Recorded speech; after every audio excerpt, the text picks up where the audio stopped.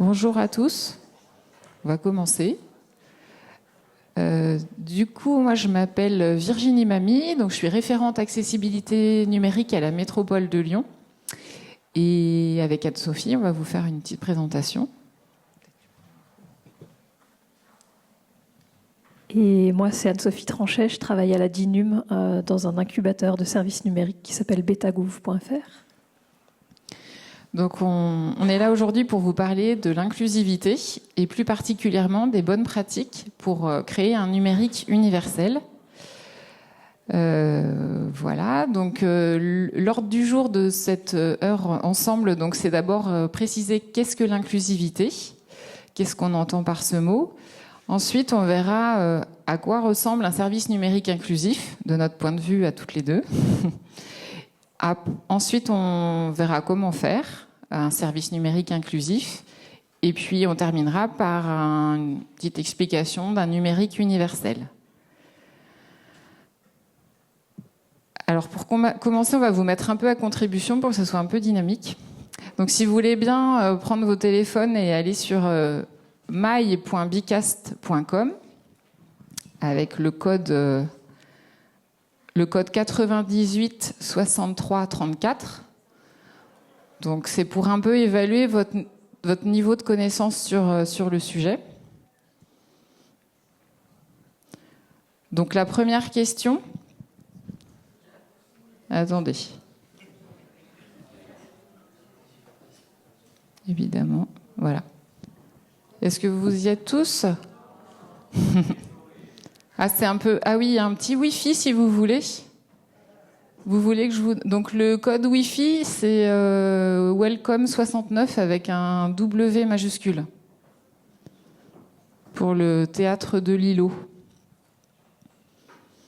Donc la première question, je commence à vous indiquer. Donc c'est combien de Français présentent des difficultés avec le numérique? Donc il y a 3 pourcentages, il y a 28%, 48% ou 68%. J'attends un peu que tout le monde se mette en route.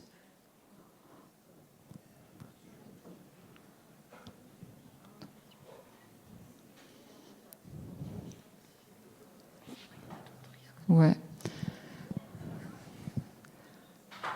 Alors, du coup, la bonne réponse, c'était 48%. Ce qui est quand même très très important. Deuxième question. Alors, combien de temps faut-il à un utilisateur pour se faire une première impression d'un service numérique? Donc, il y a 3 possibilités. On a 50 millisecondes, 5 secondes ou 5 minutes.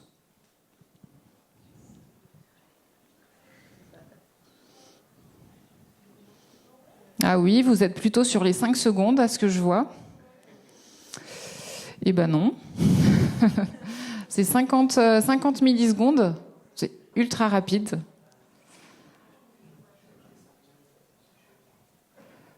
Je continue. On fait un tout petit peu des questions. Après, on rentrera, mais c'est pour donner un ordre d'idée à tout le monde. Alors, la troisième question. Quel est, à votre avis, le pourcentage d'utilisateurs qui ne réutiliseront pas un service numérique qui leur a fait vivre une mauvaise expérience? Donc là, on a du 28%, 58% ou 88%. Voilà, vous êtes plutôt allé sur le 88%, qui est une bonne réponse. On se lasse vite, en fait, d'un service numérique qui ne serait pas efficace pour nous. Autre question.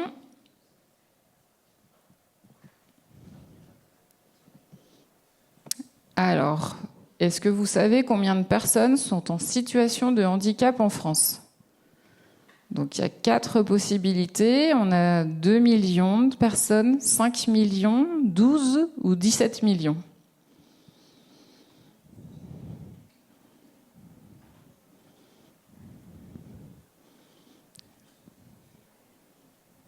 Oui, vous êtes plutôt dans les bonnes réponses. Donc, c'est bien 12 millions de personnes. Et on peut même aller jusqu'à 20 millions si on compte les seniors qui peuvent également avoir des des maladies invalidantes ou des troubles de santé qui les mettent en situation de handicap. Et la dernière question, pour notre petite introduction, c'est la proportion des handicaps invisibles en France. Donc, vous avez le choix entre 40%, 60% ou 80%. Oula, c'est serré, là. Ah. Vous savez pas trop. Là, c'est un peu serré. La bonne réponse, c'est 80%. Alors, dans les handicaps invisibles, on peut parler des handicaps mentaux, des handicaps psychiques, les troubles cognitifs comme les troubles dyslexie, dyscalculie, etc. Et on a également les maladies invalidantes, le diabète, des cancers, etc. Donc voilà pour notre petite question. Donc en résumé, les chiffres clés, c'est vraiment juste un petit extrait. Donc on a 48% des Français qui éprouvent des difficultés avec le numérique. Donc ça, c'est des chiffres de 2022. On a 12 millions de personnes en situation de handicap. Et le manque de maîtrise du numérique concerne un quart des Français, globalement. Donc ça, c'est des chiffres tout récents du baromètre du numérique de 2024.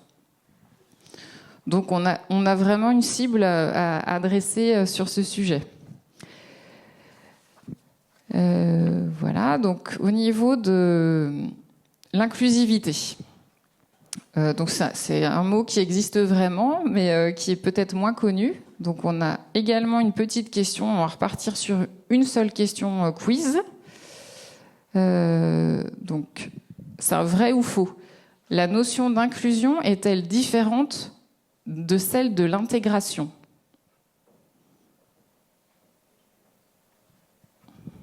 C'est bon. Donc un vrai ou faux?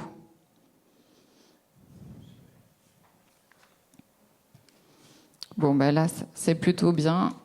Tout le monde va sur le vrai. C'est la bonne réponse. Donc l'intégration, c'est la déclinaison d'un service à destination d'un public particulier, alors que l'inclusion essaie de prendre en compte la totalité des utilisateurs et de tous les publics. Et donc voilà, les trois notions essentielles pour nous. Donc c'est l'inclusion. Donc on considère chaque personne comme une partie intégrante de la société, avec toutes ses particularités. On a également le volet accessibilité, qui concerne les personnes en situation de handicap et pour qui on doit rendre les contenus et les services numériques compréhensibles et utilisables. Je précise que l'accessibilité, c'est le seul point qui a une obligation légale actuellement, avec notamment la loi d'égalité des droits et des chances de 2005 qui a introduit cette notion-là. Donc 2005, presque 20 ans. Et dernier point, donc l'inclusivité. C'est le fait de proposer des services universels, donc qui tiennent compte de la diversité de la population, pour rendre les services numériques donc utilisables par tous, mais également représentatifs. On est dans la représentation de la diversité de la population. Voilà sur ces trois notions. Ah oui. Les difficultés qui sont dues à la situation des utilisateurs, on en dénombre 6. Donc, je vais les lister et avec Anne-Sophie, on va les rebalayer les uns à la suite des autres. Donc, la première difficulté, c'est l'accès au matériel et au réseau. La deuxième, c'est un manque de compétences numériques et administratives. Troisième difficulté, c'est la maîtrise de la langue. Ensuite, nous avons le contexte d'utilisation. Également, un état psychique et physique qui pose problème. Et pour finir, le handicap. Le handicap, je répète, c'est bien la partie accessibilité avec l'obligation légale. Et alors, où est-ce qu'on en est? Donc vous allez voir, c'est pas super. Donc l'Observatoire de la Fédération des aveugles et amblyopes de France a fait une évaluation et donc note 0,6% de sites web 100% conformes au RGAA, donc c'est le référentiel général d'amélioration d'accessibilité en 2024, même pas 1%. Et également, donc, sur les démarches en ligne essentielles, avec l'Observatoire numérique du gouvernement, on est à 3,2% des démarches en ligne qui sont totalement conformes. Donc vraiment, c'est pas... on a encore une grande marche de progression. Alors, on va rentrer plus concrètement dans le vif du sujet. Donc, un service numérique inclusif, à quoi ça ressemble? Donc, sur la partie accès au matériel et au réseau. Donc, je vais vous proposer une petite question. Alors...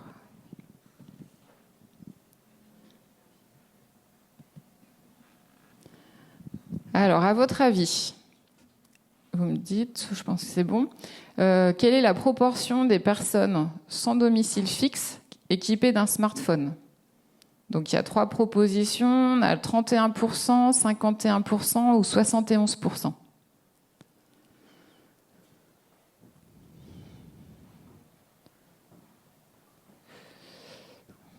C'est pas hyper tranché. La bonne réponse, c'est 71%. Donc là, c'était un peu pour casser le cliché en disant SDF, pas de matériel, etc. Si, évidemment, ils utilisent beaucoup les smartphones. Et plus globalement, en fait, le smartphone aujourd'hui, c'est l'équipement qu'on retrouve le plus facilement. Et c'est pour ça que quand on veut faire des services numériques inclusifs, c'est hyper important de penser au mobile. On parle même de mobile first dans certaines manières de travailler, c'est-à-dire penser d'abord pour le mobile et ensuite étendre et réfléchir de manière plus générale. Faire des services ou des sites qui soient accessibles sur mobile, il y a plein de manières de faire. Ça peut être soit un site qui s'adapte sur mobile, soit dans certains cas, ça peut aussi être intéressant d'avoir une application dédiée. Mais dans tous les cas, pensez qu'il y a des gens qui n'ont pas un ordinateur facile d'accès avec un grand écran pour consulter ou faire des démarches. Une autre chose qui va avec ça, c'est que c'est important de faire des services qui soient sobres en ressources. Là, sur cette capture d'écran, vous voyez une mesure d'éco-index. C'est un score qui a été inventé pour évaluer la simplicité d'une page. Est-ce qu'elle est légère? Est-ce qu'elle est simple en termes de contenu? Est-ce qu'elle utilise beaucoup de requêtes? Est-ce qu'il y a beaucoup de choses à aller chercher, des images, des vidéos, des polices de caractères différentes? Tout ça, ça va rendre les choses plus complexes et plus un site ou un service il est compliqué à afficher, moins il va s'afficher sur des matériels notamment qui sont vieillissants. Donc un gros levier pour l'inclusion, ça va être de faire des choses qui s'affichent sur, on en reparlait tout à l'heure, sur de matériel qui n'est pas forcément toujours optimal, qui n'est pas dernier cri en tout cas en termes de RAM, de ressources, de mémoire. Le deuxième axe qu'on voulait aborder, c'était l'histoire des compétences numériques et administratives. Donc là encore, on a un petit quiz pour vous. Quelle est la proportion des 18 ans et plus qui est éloignée du numérique aujourd'hui, selon vous? Est-ce que c'est plutôt 24%, 31% ou 46%? Alors les réponses sont hyper serrées. La bonne réponse du coup c'est 31%. Donc on n'est pas. Il y a parfois cette idée reçue que les jeunes savent utiliser le numérique, ils sont nés avec un téléphone entre les mains. C'est pas forcément le cas. En tout cas, ça se traduit pas forcément en termes de compétences informatiques. On parle d'électronisme parfois. Et du coup, pour ces raisons-là, ça peut être intéressant de penser au fait que l'usage de l'informatique n'est pas aisé. Alors, il y a plein de manières de faire ça. Par exemple, c'est proposer plusieurs moyens de navigation. Sur le site de Grenoble, on voit qu'il y a plein de manières de faire. On peut utiliser un champ de recherche, on a des accès rapides pour les démarches les plus fréquentes, ou bien on a un menu organisé en plusieurs sous-catégories pour les personnes qui vont avoir un moyen de pensée plus arborescent. En fait, l'idée de multiplier ces moyens de navigation, c'est aussi de dire il n'y a pas une seule manière de fonctionner pour toutes les personnes. Et plus on va proposer des alternatives, ça va être un peu ce qu'on va répéter tout au long de cette présentation, plus on va proposer des alternatives, plus on va proposer des services qui vont marcher pour le plus grand nombre. Une autre chose qui est importante aussi, c'est le contact humain. Plus il est rapide d'accès, on vous a mis un exemple de la mairie de Urugne qui met le formulaire de contact tout en haut plutôt que tout en bas dans la page. C'est le genre de chose qui sera plus utile qu'un chatbot comme celui-là où quelqu'un voulait se faire rappeler par un conseiller et un robot lui répond « Je suis désolé, je n'ai pas compris votre demande. Pouvez-vous reformuler votre question ? Je veux appeler le service client. Posez-moi votre question, je pourrai y répondre. N'hésitez pas à formuler votre demande avec des mots simples. Appelez service client. Je n'ai pas pu répondre à votre demande. Souhaitez-vous contacter le service client ? » C'est le genre de truc, ça rend un peu... c'est énervant et c'est pas le genre de choses qui nous fait nous rendre à l'aise avec le numérique. Donc, faciliter le contact humain de préférence et pas des contacts vers d'autres bots. C'est un gros levier pour rendre des services plus inclusifs. Un troisième levier qui est important, ça va être la maîtrise de la langue. Donc, on vous a remis une petite question sur vos téléphones. Hop. Du coup, concernant la langue, c'est un vrai ou faux. 4 Français sur 10 se retrouvent confrontés au quotidien à des textes qu'ils ne comprennent pas ou pas bien. Donc, un vrai ou faux, bon, pas très difficile, tout le monde a bon, donc c'est vrai. Le jargon administratif, les termes compliqués, les phrases alambiquées, évidemment, ça gêne quasiment tout le monde. Du coup, on fait un peu une redite avec ce qui a été dit ce matin dans la conférence d'ouverture, mais les contenus simples, c'est un levier évident pour ça. Alors, il y a plein de choses à dire là-dessus. Moi aussi, j'ai pris l'exemple de service public parce que il y a un vrai effort sur des phrases courtes, des mots simples, et puis aussi cette idée de découper l'information. Là, par exemple, sur cette capture d'écran, c'est une page d'aide pour faire garder ses enfants, où on va découper l'information sur est-ce que les enfants, ils ont moins de 3 ans, entre 3 et 6 ans, entre 6 et 12 ans. L'idée, c'est de réduire un peu la charge cognitive pour trouver l'information, de pouvoir aller simplement au but et trouver simplement l'information recherchée. Et encore une fois, on vous montre que quelques exemples. Il y a plein de manières différentes de faire, mais illustrer des contenus avec des pictogrammes pour appuyer le texte, c'est d'ailleurs ce que fait le FALC, le français. Le facile à lire et à comprendre. Excusez-moi, je buguais avec le français simplifié.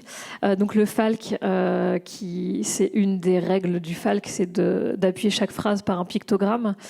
Sans aller dans de FALC pour des sites internet, on peut réutiliser cette pratique qui facilite la compréhension, notamment quand on a des menus avec plein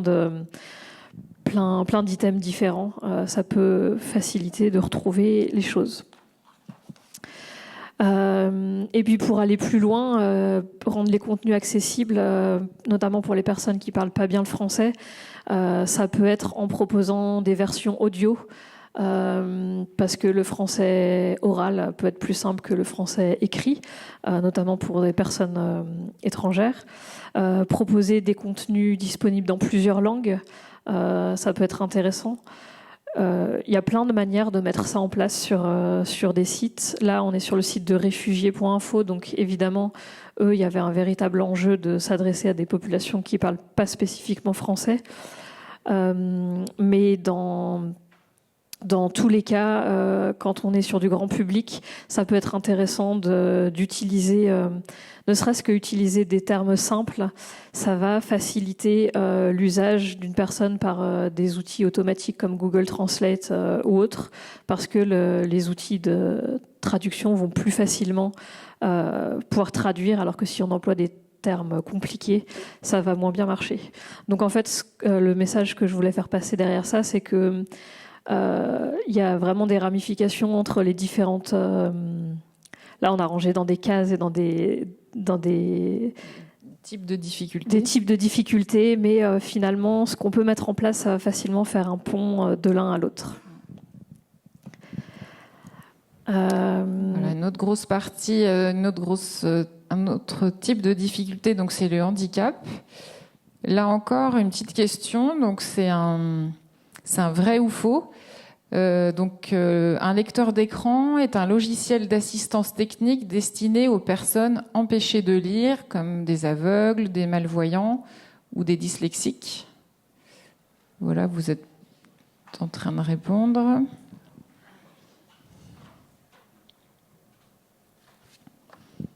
Et donc oui, c'est une bonne réponse. Donc un lecteur d'écran, c'est un logiciel que les gens peuvent installer sur leur ordinateur et qui permet de compenser en fait toutes les difficultés du numérique en lisant spécialement ce qui est écrit sur l'écran. Voilà. Donc.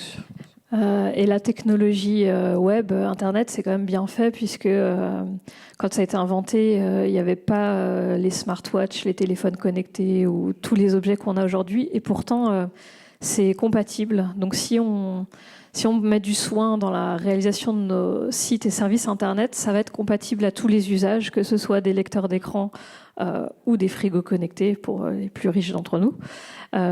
Et notamment, il y a plein de manières de vérifier ça. Par exemple, est-ce que vos services sont navigables au clavier ?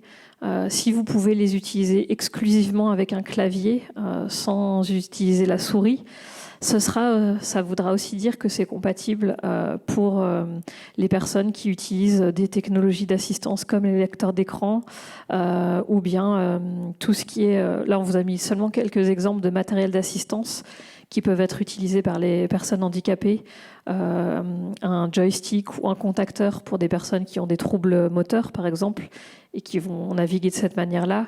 Il y a aussi des claviers braille pour les personnes aveugles qui vont pouvoir percevoir ce qui est écrit à l'écran via cette petite plage qu'on manipule avec les doigts et avec les picots, ça va afficher ce qui est indiqué. Donc il existe plein d'outils. L'idée, c'est pas de dire qu'on doit avoir connaissance de tous ces outils-là, mais c'est plutôt de respecter les règles de conception pour que automatiquement ces outils-là marchent et donc que nos services soient accessibles aux personnes handicapées. Une règle d'ailleurs en termes d'accessibilité, c'est de faire des services perceptibles, donc qu'on puisse les percevoir, bien les voir. Alors, je fais un très gros résumé parce que ça va bien au-delà de ça, mais quelques exemples encore, c'est le fait d'utiliser des couleurs contrastées. C'est un petit peu bateau de le dire, mais tous les ans, il y a des organismes qui font des tests automatiques. Par exemple, il y a le WebIM qui fait des tests sur 1 million de pages d'accueil, sur les sites Internet les plus visités au monde.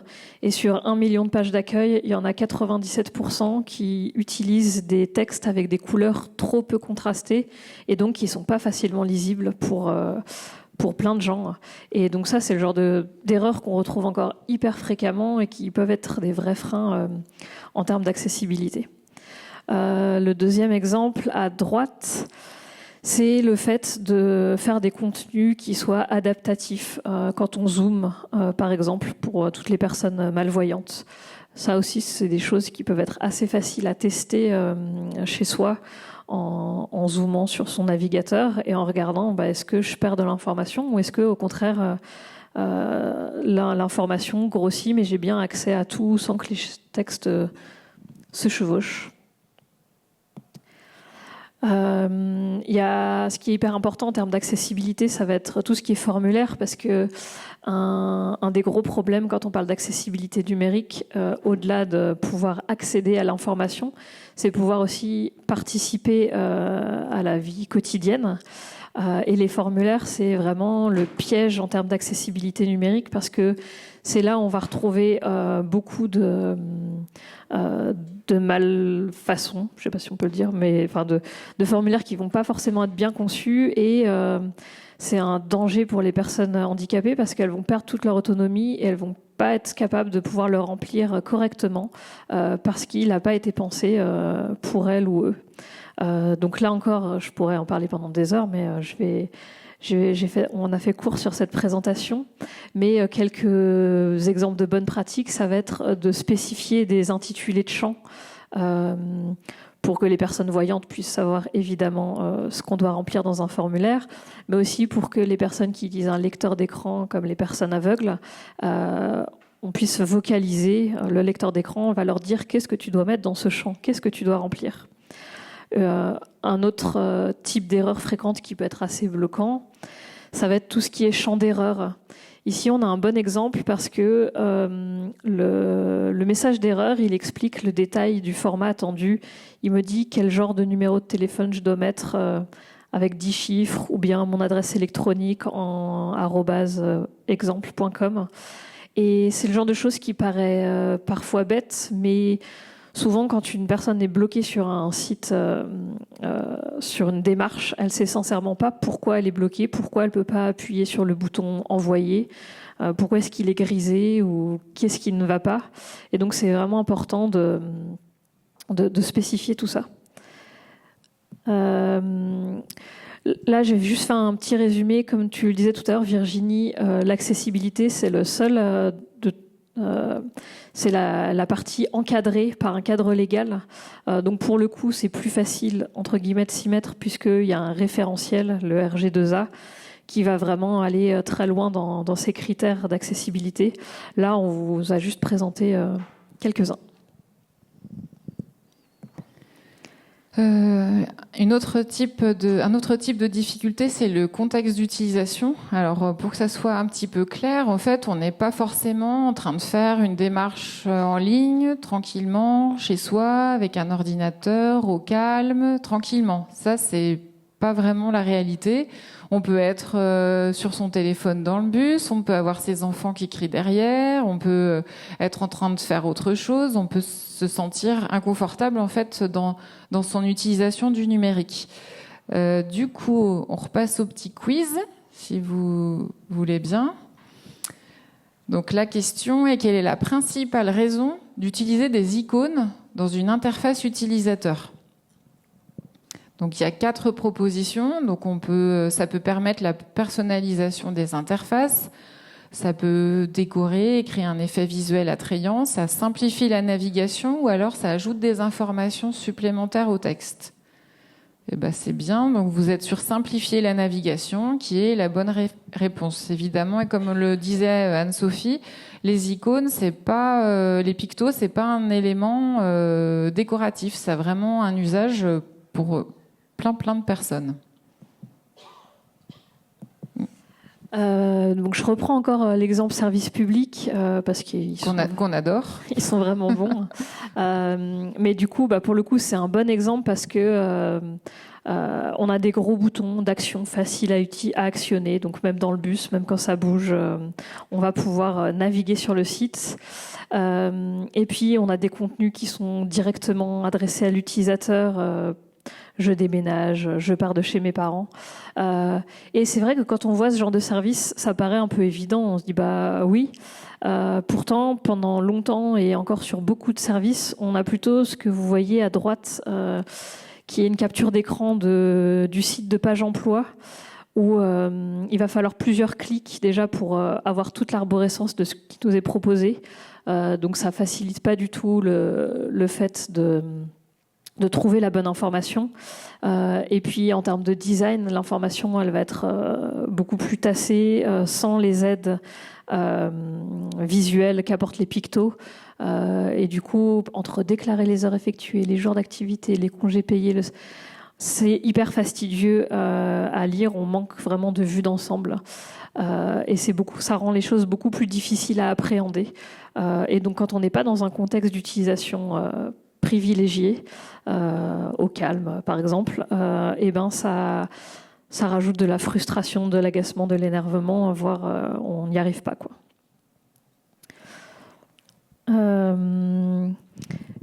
Voilà, la dernière difficulté, c'est l'état physique et l'état psychique. Donc on repart sur une petite question pour finir.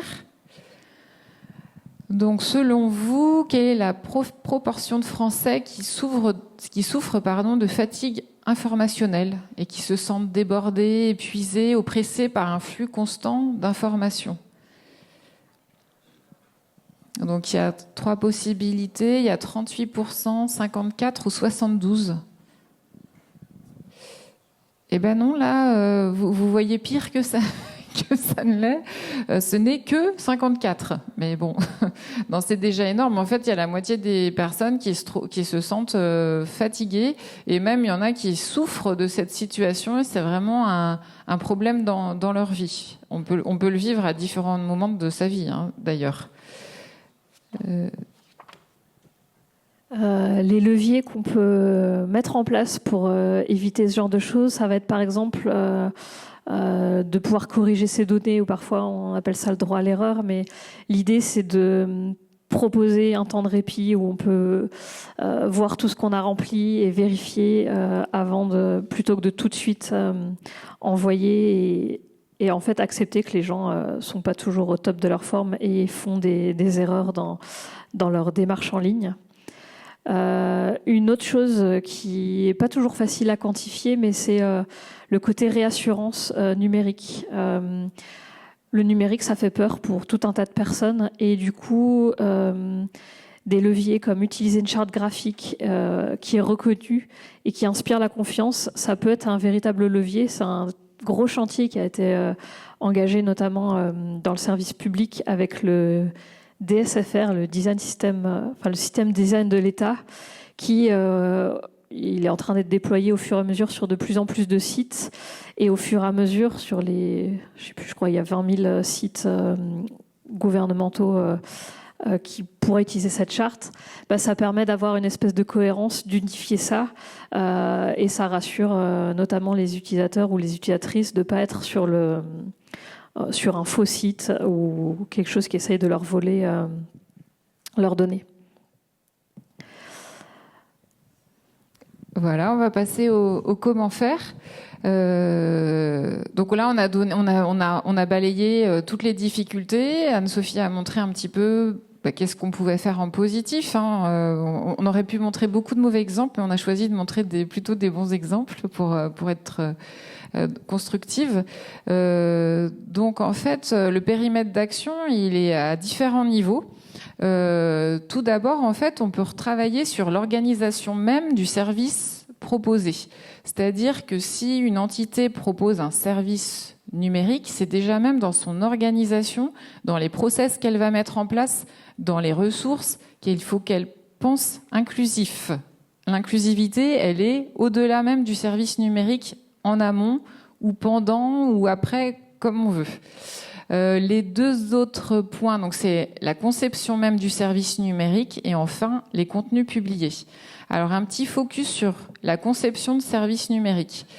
Donc ce que nous on préconise, c'est que à toutes les étapes du projet, donc dans la gestion de projet, dans l'expérience utilisateur, dans l'interface utilisateur, dans les développements techniques, et également dans la partie éditoriale, en fait, on doit penser inclusif.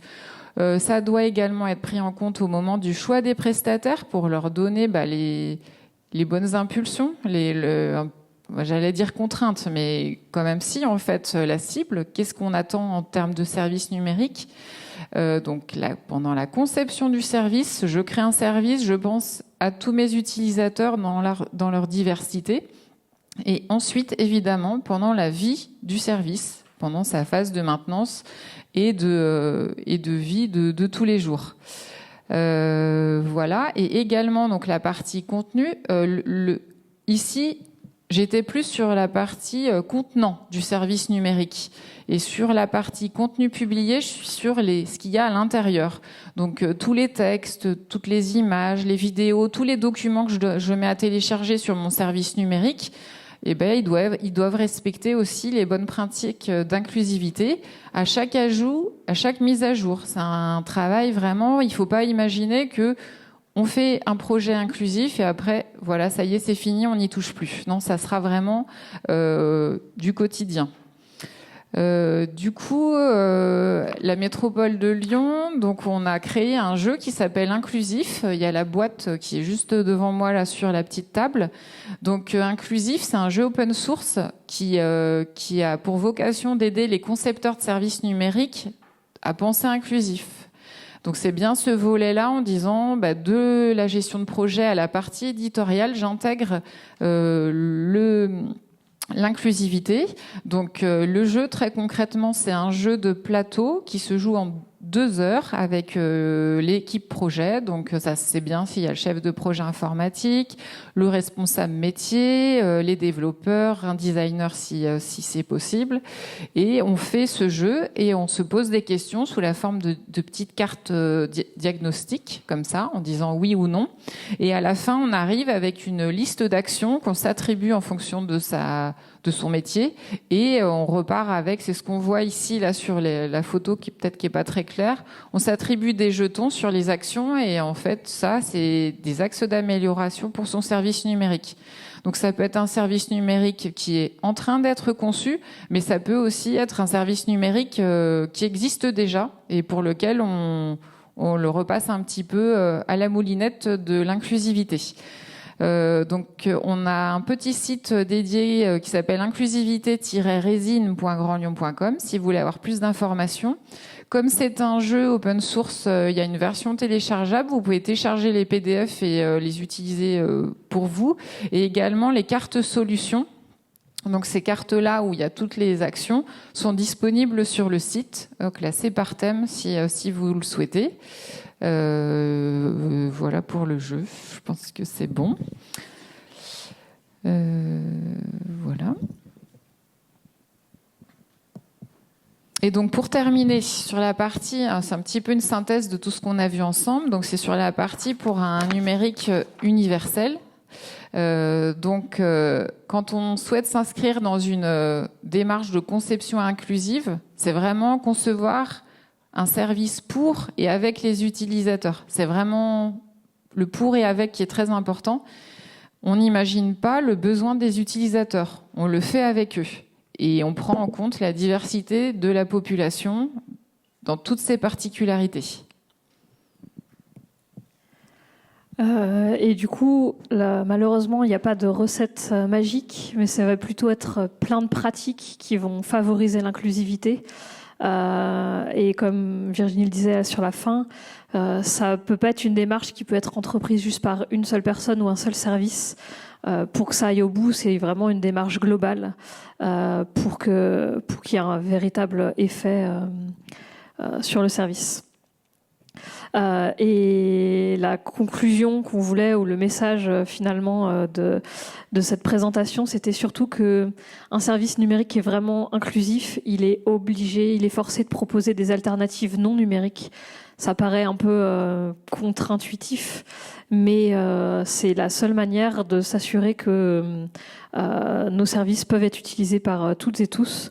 Et en plus, ça fait une transition pour la suite. Oui, exactement. La table ronde ou la conférence suivante traite de l'accès du droit au non numérique. Donc on est bien nous sur la même conclusion. Voilà. Et merci. On vous a dit à vous de jouer.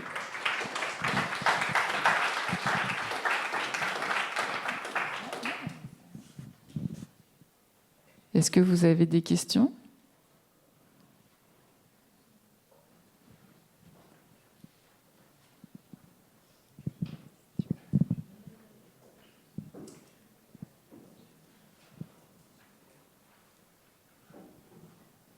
Hervé.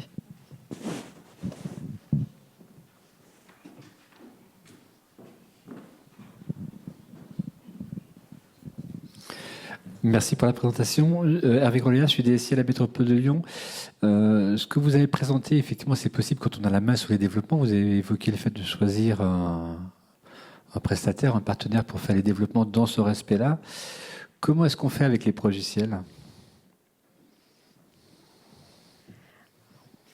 On a aussi la main sur les exigences de de ce qu'on demande sur ces progiciels. Alors, dans les faits, ça veut dire être en mesure effectivement de pouvoir choisir quelque chose qui soit accessible.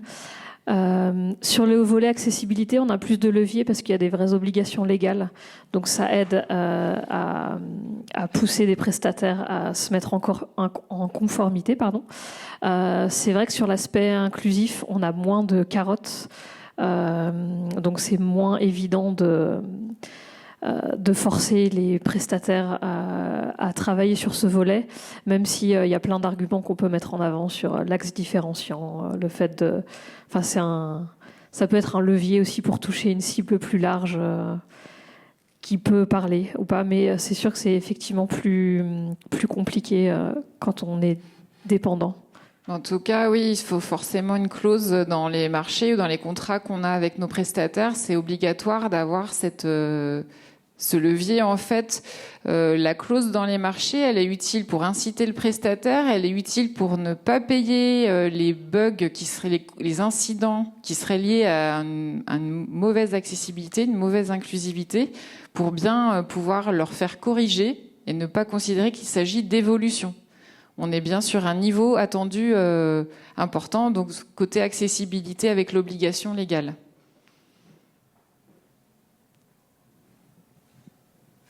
Voilà. Et ben, c'est tout bon, du coup. Ben, merci beaucoup.